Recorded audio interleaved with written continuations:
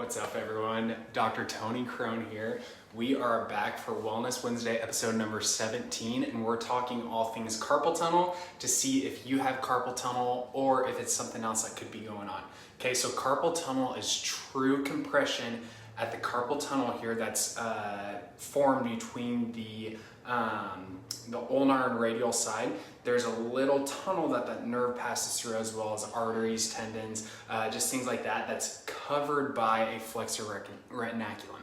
Okay, so true carpal tunnel is when this gets compressed and it causes issues with the median nerve that supplies the first three fingers. Okay, so if you have any other symptoms that aren't these first three fingers, or if it's anywhere else in the arm, it's not carpal tunnel. Okay, it could be median nerve stuff that's giving you the issues, but what we got to do is we got to determine where that issue is coming from. Okay, so the median nerve, as well as other nerves that supply the arm, leave our neck, go down the arm, kind of travel through different muscles, different tissues, fat, tendons, you name it, under bones, over bones. Okay, so there's multiple sites within the whole upper extremity that this nerve can get entrapped. Okay, so if you have that carpal tunnel type presentation, that feeling, we got to check the entire chain to make sure that we're not chasing down any random holes or sending you off for surgery where they cut this retinaculum tissue to free it up. Because if that's not the problem, then there's no reason why you should be going into surgery.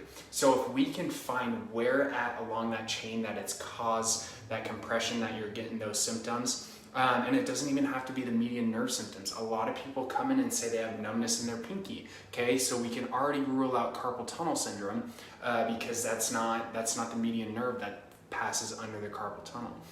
Okay, so we find the structures that need to be treated and send you with different exercises. Okay, so a lot of muscle work, a lot of things. What's crazy, and I'm in a new spot because I want to showcase my posters, which you can't really see. There are trigger point pain patterns by Travell and Simmons. So if you just Google that, you can see the images on the pain patterns.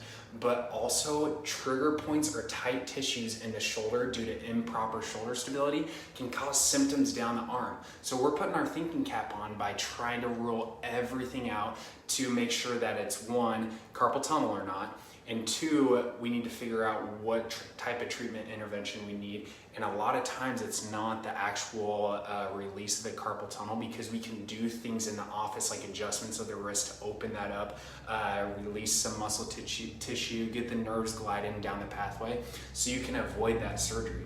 Okay, so if you or anyone you know has true carpal tunnel, meaning that it's compression here at the wrist with the first three fingers, or if you have any other nerve-related symptom in the arm, in the leg, whether it's numbness, tingling, getting a feeling of fullness, we can definitely help you out, and we want to be the gatekeeper to make sure that we're properly diagnosing and treating it and sending you off for further study or further imaging or further treatment if you need it. Okay, so the gold standard, and I want to leave you with this, is Nerve Conduction Velocity test. Okay, so that's actually, the NCV is actually testing the patency of that nerve to see if it can send signals all the way down and feed those things. Now, if there's disruption in that, then we know that it's probably some sort of compression in the arm.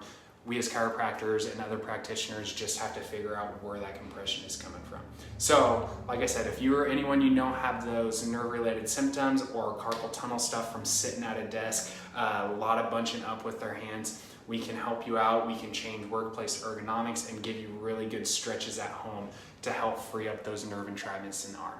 Have a great day, and we'll see you next week for another case-specific episode of Wellness Wednesday. See you, everyone.